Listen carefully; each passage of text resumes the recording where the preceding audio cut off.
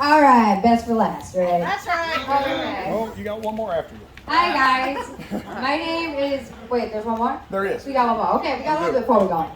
So thank you guys Best for for second sticking this out. I know it's been raining, I know you're tired, it's been muggy. Hell, you were here. So it's okay, you guys can go after the next person and we can all have a good night. I'll try to make it quick. So my name is Bri Jaynes. I am the founder of Breaking Chains, the Whitney Project, and I am currently opening a peer support center called Sweetland Solutions. I'll give you some of my backstory here. So obviously I'm a recovering addict. I guess we can guess this by now, right? I've also lived on both sides of the spectrum here. I've been the family member that's been affected by somebody really close in addiction, and I've also been the one affecting other people in my life in addiction. I grew up in a pretty decently okay household. I had a really good mom who had never touched any drugs in her life, didn't drink, didn't do anything. She had a good education, had a good upbringing, and I had a father who was pretty opposite of her that did have, some of the issues that I've had in my life. So that upbringing kind of put me on these two sides of the spectrum where I had no discipline in my life, but I was spoiled in one sense, but didn't have money because my father spent it on things like alcohol and gambling. So we didn't have some high class, where we had a ton of money. We didn't have everything all the time, but we were always provided for. We were always loved. Me and my sister were the only two in our household. We were 2 years apart. I was always a good student, I didn't have to always work for things, and this was an issue in my life, was that I did not have to always work for things, and it became a problem as I got older. I realized that I could go and quickly get out of things I didn't feel like doing if I said the right things or I used my brain a little bit. And that was an issue, okay? Because it was the same way at home. I didn't have to work for anything at home either. I had somebody who loved me and overcompensated so much that I pretty much just was given the easy way out of everything. I always felt different, and I know this really resonates with a lot of recovering addicts. We feel different in a lot of social situations. You're like the kid wearing black who's got the emo haircut, and you're doing all those crazy things that people are looking at you like, why is she doing that? Why doesn't she ever come to school? And I did feel very different, and I made sure it was known. I was one of the people. I didn't like authority. I had a really big issue with authority. I did not like being told what to do, and I would make sure I would do the exact opposite, whatever it was. But it was also that I didn't know how to deal with my emotions as a teenager, and I didn't know how to express myself. And I think this is something huge we need to talk to our kids about, is expressing our emotions and feeling things and learning how to feel them, because this is the generation we need to be teaching how to do all of these things. These are the kids that we need to bring up in a way where they know to go when they need help. And this is something I stress a lot because my daughter wasn't always at the forefront of my life. As much as I loved her, now I have a daughter. Now she's 7 and she's around a lot, and it changes my perspective of my entire life. Yeah. It puts the fear in God of me that one day my daughter will pick up the same things I did. I'm a recovering heroin addict. You cannot think of your child shoving a needle in your arm. It's just a sick feeling. So I'm glad that I have that fear today. I'm glad that instead of worrying about where I'm going to get my next fix, I worry about my daughter. But yeah, I got older. I graduated a year early. When I started, I had an opiate habit. I picked up pills from a guy that I was close with, that I was seeing. He had a drug problem. I'd never been exposed to drugs. So here I am knowing nothing because nobody told me anything about it besides the DARE program, which we all know none of us thought we were going to do drugs when we listened to the DARE program. Yeah. So at this point, I just think I'm messing around and I don't really know what I'm doing, and I'm taking different things like Vicodin and seeing that these kids' parents have it and they have access to it. So to me, it wasn't any big thing. I was partying. I was experimenting at this time, and it wasn't. It was that I had a lot of issues and self-esteem problems that I was running from. And this is the thing. I grew up with some trauma in my childhood, and a lot of us, that is the gateway, is trauma. I don't really always think it's marijuana or alcohol. I think it's trauma. I think it's when we don't deal with these things that we've been through, then we get to an age where we don't know how to face it, so we turn to alcohol or drugs to medicate and get through it. And this is a huge thing that people sometimes don't really understand. And it's process, but yeah, so I ended up skipping a grade in high school. I go through, do the whole, I want to go to college early. Yeah, that's not what I wanted to do, but it's fine. So then I end up going forward. I'm going to college, and I get pregnant at 18. Okay, so 18 and pregnant. Yeah, I'm not trying to go to college pregnant. I'm already, 114 pounds. I definitely don't want to be there all bigger and gain weight. I had self-esteem issues, body dysmorphia. So of course I drop out, and I'm working at a gas station, making like $7-8 an hour, and I sobered up. And I remember it was this wonderful feeling when I'm 9 months pregnant and somebody gives me this big AA book, and it's a cousin of mine, and he says, "You want to read this? You may be an addict, Bri." And I'm like, "No, I'm not. I quit. I got pregnant and I quit right away. I'm fine." You know what I mean? There's nothing wrong with me. I don't have a problem. So I'm reading through this book, and I'm like, are there more of these? Really? Did God just bring this to me? Like, was this a sign? Because, like, here I am about to pop a baby out, and I'm giant, I'm waddling everywhere, and I'm reading through this book trying to decide, am I an addict? Do I have a problem? Why was it so easy for me to quit when I got pregnant? Why can't other people, And I can't always answer that question for you. I can tell you that maybe knowing that I'm an addict kind of like actually tripped me up at some point later on down the road, because I thought because I was an addict that when I did relapse I had to keep going, because that's not true. That's not true, guys. If you do slip up, you do not have to keep slipping up. Amen. And this is huge. People get caught up with time. And I'm not trying to say time isn't awesome, but we got a day. We got 24 hours, okay? So if you're somebody who gets caught up in time, and then you see that person with 10 years that comes in the program, they slip up and then they kill themselves. You don't have to be that person, okay? You just got to be honest with yourself, with your sponsor, with the people that you know are going to hold you accountable to your life. Those are the people that are important. But like I've heard recently, like we have to look to the things in our future. And as I had my daughter, and as I tried to, identify with being an addict, which I didn't want to say when I went to the, culty groups I so-called thought they were, it was hard. I saw all these laughing people, happy with these, like, half of them were sad because they were talking about things that went on in their lives, but it was not what I pictured it from the movies at all. It was different, and I almost didn't believe it. I thought it was like some fake facade that people put on, and they were really not happy, and I did not really believe I could achieve the things that other people had achieved when I first came in the program. I'm scatterbrained, so I'm sorry. So, yeah, that's from the drug use. But as I got a little bit older, I remember I ended up, I had my daughter, I started partying, I started drinking, I'm smoking weed here and there, thinking I'm not doing anything that bad. I'm just drinking, smoking weed. Well, within a month, I become a CNA, and here I am doing pills every weekend, and now within 6 months, I am on heroin. And, we always tell ourselves, like, if I don't shoot that, I ain't a junkie. I'm not a junkie. I didn't shoot it. Okay, that's not how this works. It is not, okay? And the thing is, every person I've heard say that ended up shooting it, and they ended up in a really bad spot, but it doesn't matter. Even if you're somebody who's not doing that, you can still be somebody has a substance abuse disorder. And that's the thing, is like we always try to make ourselves different. We want to compare instead of identify, and that's what they say. Because we want to set ourselves apart. And I understand that, because we don't want to always believe these things that are put inside us. We don't always want to be honest with ourselves about our own problems, because we know it is going to tear us apart the second we have to face it. But that is when the change comes, is when you finally put that guarded thought that you've been protecting for so long down, and you just decide, it's time for me to pull myself out. It's time for me to do something for myself and actually make a change here, because it's scary and it's fearful, but when you identify with that and you decide you're ready to move forward, it changes your life. And I don't know. It does. But yeah, so trying to find my timeline here.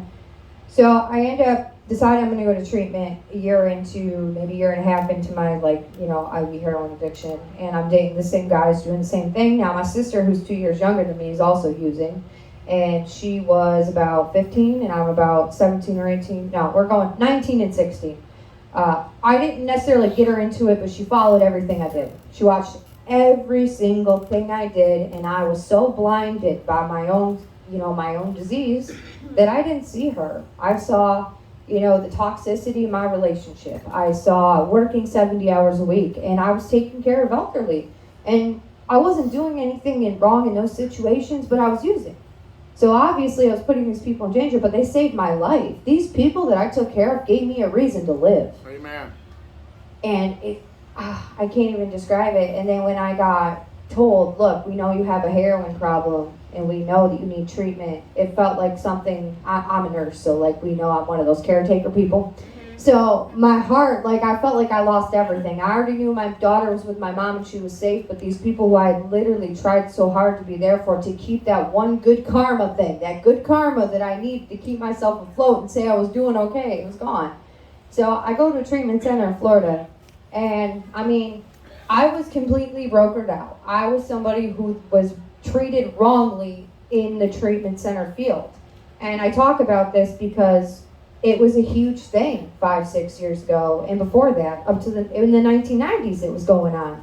And this is something that I didn't really know. I had no education on. I called a hotline, and I end up 24 hours later in Florida in a detox center being asked by multiple people, do you want to come to my halfway house? Do you want to come here? Hey, we can pay you to go to treatment. We'll give you drugs to go to this place. And this goes on for 5-6 days, and then I don't take the Suboxone they give me there, and they get mad, and they put me in a room, lock me there for 36 hours, and ask me if I'm brokering and if I'm really an addict, trying to get other addicts to go to a different center. Because nobody doesn't take their meds there if you're, really addicted to drugs. And I have no clue what's going on. The only clue I had was when I was in an airport, I met a guy in a smoke room who stopped me and said, hey, are you potentially going to treatment? I saw you, I felt the need to come to you. And he gives me his big book, he gives me his 2-year medallion, and he says to me, look, you need to find a female sponsor, you need to get in a program. If you're going to Florida, be careful. And I remember thinking, this guy's nuts. I'm like, one, are you a cop? Why are you grilling me? And two, you're cute, you want to be my sponsor? But he's like, yeah, honey, no.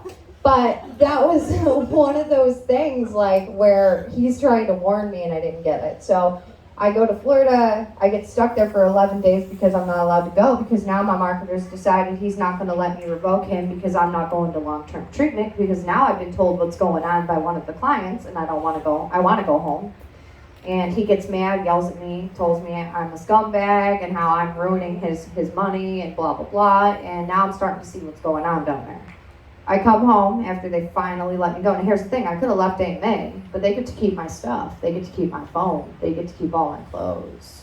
So where do I go at 19 years old in the middle of Miami, Florida? Right? So this happens a lot. Not anymore. Things have changed a little bit. But at that time, this was a huge issue. So I go home. I end up getting in some real deep stuff criminally, because now I didn't have a job. Now I felt like I was worthless. And I was really guilt-ridden because I relapsed as soon as I got home. I thought I had it, and I didn't. I didn't do any work. So I ended up going back to treatment to Florida again, because now I've decided I'm going to take my daughter's father. We're going to go.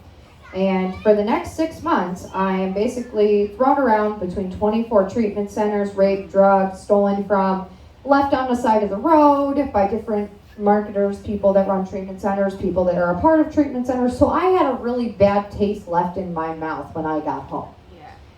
And it's not, and I'm going to tell you this is not me telling you that every treatment center is bad, because there are a hell of a lot of good ones. I will tell you that, okay?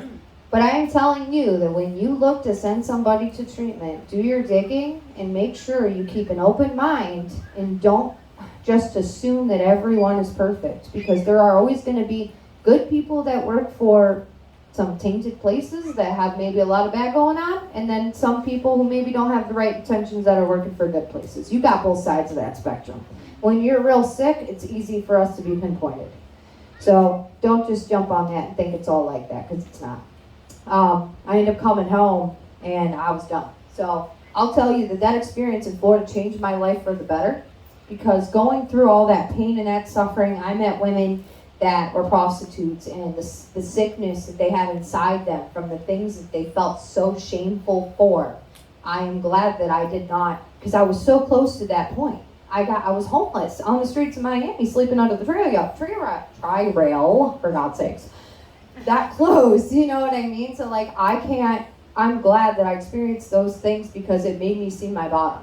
That's where I was like, I don't have mommy to come bail me out. I don't got anybody to come save me at this point. It's just me. I learned how to survive, but we don't got to just survive anymore. And that's like, we get to live now. We get to live. We get to do whatever we want in good, in good faith. And that's so amazing. And I come home and I'm so spiritually bankrupt and I hate my life. And I'm just like, wow, I'm a real piece of work, And I guess at that point I kind of like prayed one day, and I had been writing these bad checks, right? So I was like, screw it, I don't care if I go to jail. I just wanted to get caught at this point. I had no money, so I'm writing bad checks. I wrote quite a few, like 92. Didn't know they were felonies in New York. just a couple. So I remember my daughter's father got arrested, and I was laying in bed, and I usually did foxhole prayers. I was the prayer who was like, hey God, I'm not going to do this again. But we got to do this return thing where, like, you help me through this, and then I won't do that again. I won't do drugs again. I won't do this again. That was always my favorite line with my praying. Sorry, I know this is wrong to pray like this, but but you love me, right? You love me no matter what. So you're like my mom. But it was more deep than that. I remember just laying there and thinking, like, okay, if my purpose is to die, then I just want to go. If my purpose is to live, then I need something bigger than me, something stronger than me, something that gets me out of my relationship, my environment, so I can be a mother and I can be alive again, because I do not feel alive. And I went to bed, and the next day I'm on my way to go bail my daughter's father out, and I get pulled over, and guess who had a warrant go out 30 minutes before? Me! So they pick me up, and there's my daughter's father banging on the holding cell, like, she's coming to get me, and they're like, nah, she's getting booked, but hey buddy, you're staying, and that money's going to her, not you now. So I spent 4 months in jail, and I met amazing women in there, and these people had children that they were in there for parking tickets. Some of them were recovering addicts. Some of these really beautifully smart, amazing women who were just stuck with an addiction. And I did statistics, like actual letter writing with them, where I like sat down and asked them questions about their life. I wanted to find out what happened to all these women to make them like that. Why are you in here? What did you go through? And the CEOs thought I was nuts. Okay, they're like, okay, what's this girl doing? What's she doing? Is there something up with this? But I was like, it was interesting to me because I really wanted to see how I could help people. At this point, I'm like, look at all these beautiful women who have suffered from addiction, who are actually getting clean in here. They look healthy. They're happy. They're smiling. They're joking. We have some side of connection here. And I'll tell you, the 4 girls I hung out with, they're all dead now. My sister, she came in there 2 weeks later for my charges. She was the co-defendant of mine. And I remember we're sitting there fighting over the same cell. Like, you're not going next to my cell. No, you're going next to my cell. And they're like, oh my God, we got to split them out. We got to get them out of here. We can't do this. We can't do 2 of them. But we look real alike too. So she's a little way taller. But yeah, so we end up spending all this time in there, and then she gets out. She's like 18 years old, and I end up going on drug court, right? Now, a lot of people say people on drug court don't want to get help. People on drug court are mandated, so they don't want it. Well, okay, I can tell you in the beginning, I did not think I was going to make it, and I didn't know if I wanted it. I talked about drugs all the time. I war storied constantly. I actually war storied for like 2 years after I got clean. But that, I didn't know. I didn't know what I wanted yet. I needed to sit in there and kind of let my brain heal. And I needed to pray. And I needed to, and here's the thing. I'm not like a big prayer. I'm really spiritual. And I believe what you believe in is okay. I am okay with people having differences. I'm loving no matter what. I'm okay with that. And that's just, it is what it is. Like, my God's your God. We all pray to the same God. We all got to love together. That's it. That's how I feel. So I'm in this place and I'm feeling like I'm free. I'm in a jail cell. Like, nobody can touch me. I'm safe. Like, that's how I felt. And I remember the withdrawals. That's what I was so scared of. They were not half as bad. I've been through detox after detox. They were nothing like that. And I got through it because I couldn't do anything else. Right. And it's a different kind of freedom. I don't know how to explain it. It's an amazing freedom. When you're stuck and it's not, you have no decision in this, but you're free. And it's a different kind of liberation. I don't know. It's amazing. It's a good one. And I remember, so I go to a treatment center, and I was so grateful. Like, so grateful. And I remember thinking of these 2 guys in rehab in Florida. who told me I was going to die. And I talk about this a lot, but it was so important to me. They were doing really good. They had long-term recovery in Florida. They were people who you would expect. You know, we make these little assumptions of who's going to make it. We don't need to do this, but it happens a lot. You hear it all the time.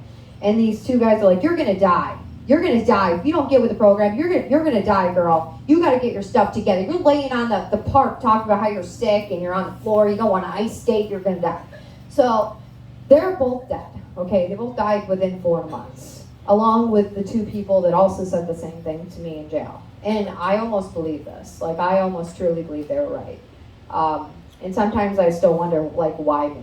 Why am I here? I do get little bouts of survivor's guilt because I have lost so many people. So I go to treatment. I'm so grateful I'm here. I'm happy to see colored walls. I'm happy to eat their crappy food. I'm like, this is great. This is just wonderful. You know, I get my daughter like on the weekends there, which was real cool because honestly, I had never really been with her clear-headed. Yeah, sure, I spent time with her while I was high, but it's different. When you're clear-headed, you're present, you're there. And I can't explain it, but all those years that I wasn't, it was like I didn't know my kid. And that's real sad. She was 2, but like still, you still feel guilt for that. You're like, I haven't been around, I've been gone. I was in Florida, then I was here, so I spend a month there. I end up going to a long-term treatment program where I spend 3 months there. I end up doing really, really good. They start phasing me up. I was the first person to get passes. Like on a they have like a color system where you go up from color to color to color. But I ended up phasing up real fast, and they ended up sending me to a halfway house in a place far from home. They wanted me the hell away from home. They're like, we gotta send her off. We'll just, contact her once a year. But yeah, so I'm over in this halfway house, and now I'm like, I become president of a halfway house with like 30 other girls who are all like 10 years older than me, and they're like, no, we're not listening to her. This is not happening. They were not happy, okay? It was a shit show, I'm not gonna lie. I had a guy fall off Niagara Falls. He literally fell like 80 feet. He didn't die, so we could laugh. But the girl he was with wasn't his girlfriend, so then it was on the news and she found out. It's not good. But anyway, so like, what do you do when you're sober in that situation? You're like, all right, higher power, tell me what to do because I want to run. But I didn't run. I called the cops. But yeah, so after that, I ended up going to, I applied for the nursing program on a whim. I'm like, screw it, I'm applying. I wanted to be a nurse for years. I've gotten in multiple times, but didn't do it because guess who's addicted to drugs and never stuck to anything because I'm a procrastinator. So I end up getting in, and then they tell me they have a spot in a week and a half in my hometown. And I'm like, I am like literally a recovering drug addict who's living in a halfway house. How am I supposed to make it to a nursing program in a week and a half? My sister ends up relapsing that same week. She was in a halfway house, and they had to send her to the one I was at, so guess who got to go home? Me. It's like same day, okay? So I end up going home. Now, I wasn't happy she relapsed. I was actually really upset about it, but at the same time, her relapsing is what got me home. Now, I'm going to tell you why this nursing program helped save my life. I was put around people who did not, if they did have an addiction issue, I didn't know it, but it was a very calm environment of people. None of these people had real addiction issues. Now, I'll tell you, when they did the raise your hand if you think Narcan should be okay, nobody raised their hand. I threw a flippin' fit and sounded like an asshole. But, I mean, it is what it is. Sorry, I got a potty mouth. But it's one of those things like where I was around people who did not have addiction issues. I made good friends with them, and it kind of got me out of it. And I know I'm not, and I was still working a program, still going to meetings at this time, but I'm also sharing a lot of my time with people who are living normal lives. They're not going and shooting drugs. They're not taking all these medications. And it was good to be around these people because I finally felt like a part of society again. I felt like I could breathe. That's the only way I can describe it. And I ended up graduating number 6 in my class. I was like top in my class, so like not the top, but I was up there. And my teachers come to my court hearing after I finished drug court, all of them. And I go there, and I was looking at 32 charges, most were felonies. They put them together, and they said, we're going to give you a, I think it was like 2 Class A's if I completed, a felony if I failed, something along those lines. And I remember I go in, and my teachers had wrote letters with all my grades. And they go up and they're talking to the judge like, she's done so good through this program, we want to see her succeed. So he dropped everything. Dropped the whole thing. That was like one of the most craziest feelings, but I'll tell you what my disease said to me. I just got off probation. I can go out of here and do whatever I want. Now I'll tell you, I was happy and I felt really good, but it's a scary feeling when that authority is lifted off us, when that accountability, that's when life starts. It starts when nobody's looking, okay? That's when it starts. It starts with you and yourself. It doesn't matter what I think about you. It matters what you think about you. And you have to believe in this process. If you don't believe in the process, then you're not going to make it that far because it's your brain. That is you. You're stuck with you and your higher power for the rest of your life. So if you don't trust in yourself along with the people that you need, you're probably going to doubt yourself to the point to where it's almost like when they say fake it till you make it. It's a good point because sometimes you got to do that to get there. But don't just stop and sit in when your circumstances are bad and you don't feel good about yourself. Don't sit in it. Keep going. Like a lot of us have had really hard lives. A lot of us have had bad things that happen to us, but that's not the point of all of this. The point is that we get better, okay? We can get better. We can do whatever the hell we want. Okay? So I'm just saying, I'm sorry for swearing, but I'm just saying that it's one of these things where I see people grow. We're opening a peer sports center, and I've seen these girls in the last month come from places where, they have this kind of mundane life. They're complacent.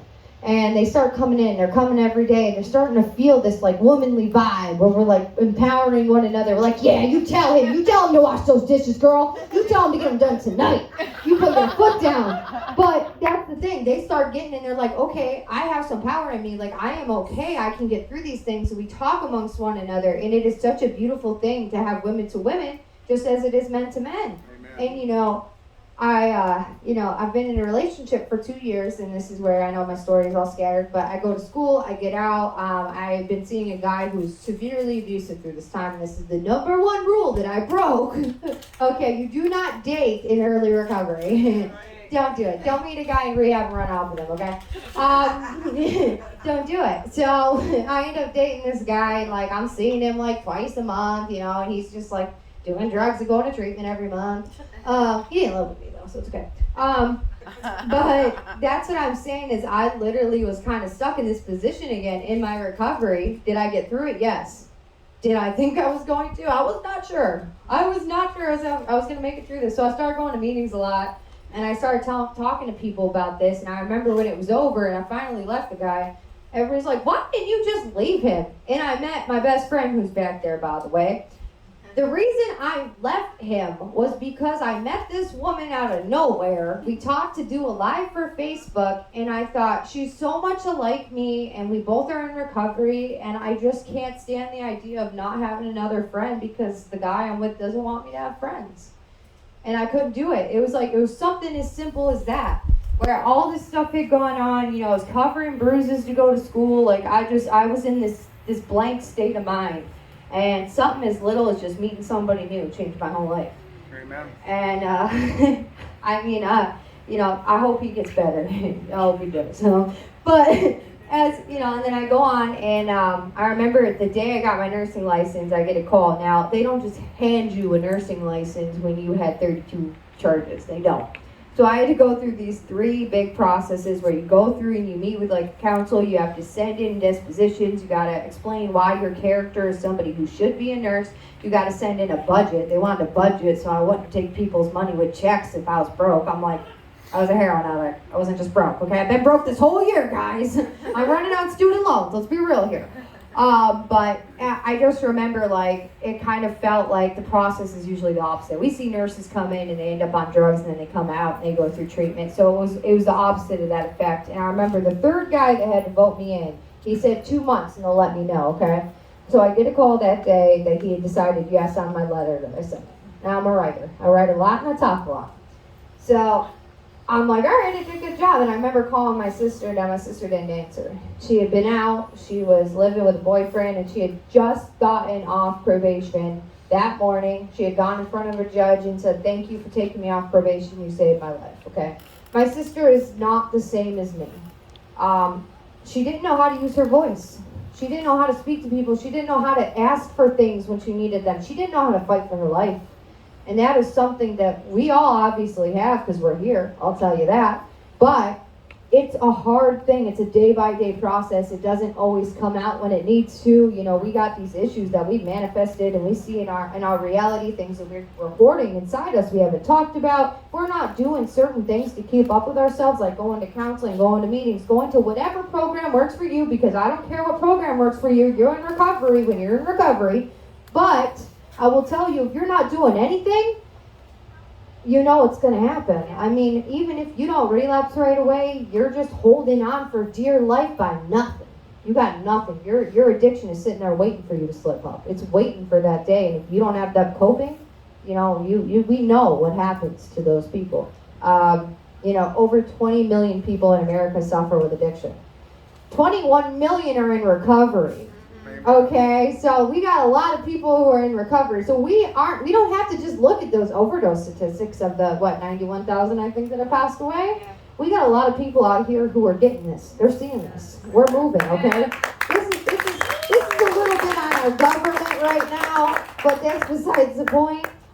But you know, that's the thing, is like, it doesn't matter whether it's our government or who does it to us. We got to be able to acknowledge this and identify it. But my sister passed away that day that I got told I was getting my license. It was an hour after.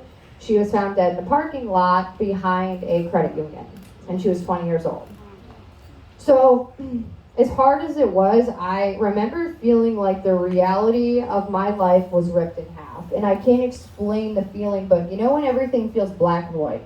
Because it's so detrimental that your brain cannot even process how bad it is. That's how it felt.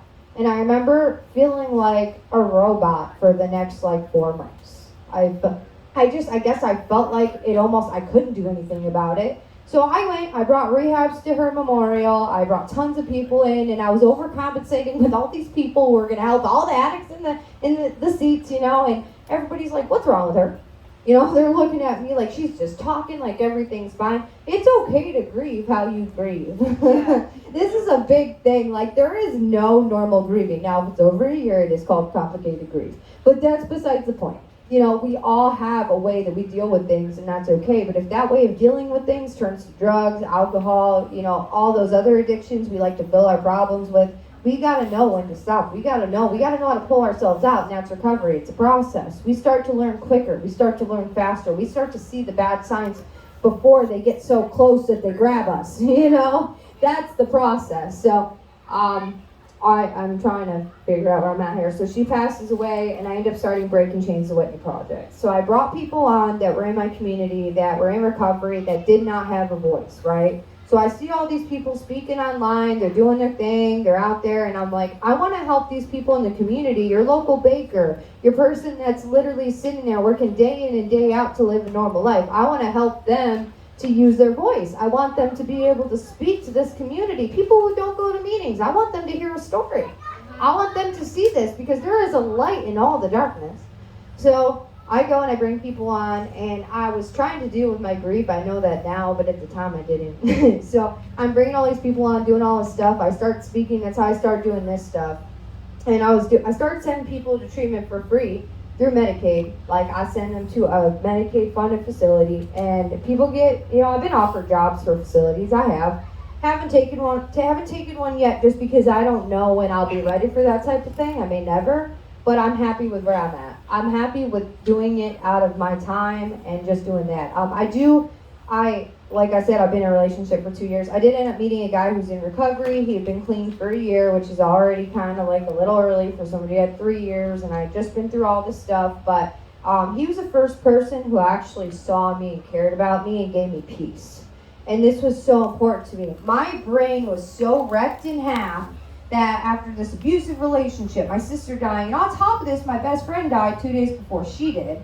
So I didn't have feelings at this point in time. I'm just like a numb robot walking around trying to figure out my life. So I end up, he's sitting there chatting away, and I'm like, can you just be quiet? Like, I just want peace. Be quiet. You know what I mean? I don't want to talk right now. And I'm a talker, so for me to tell a guy I don't want to talk, that's bad.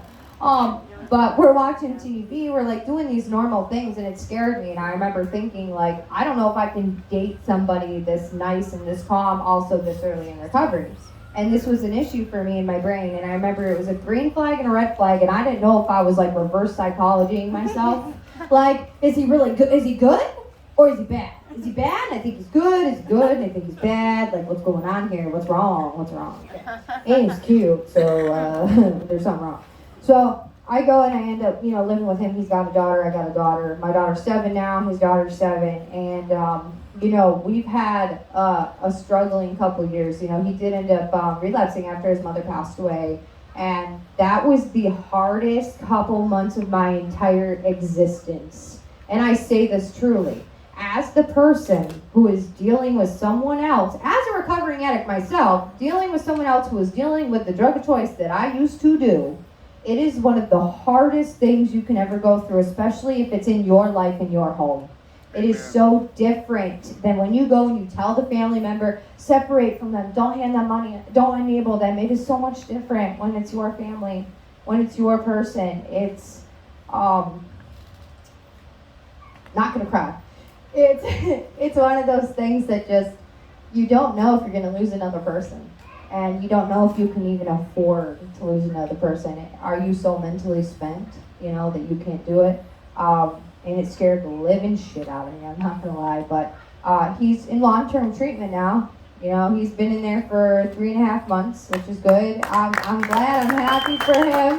He can't be here, but that's perfectly fine. So that's one of those things that, we gotta learn.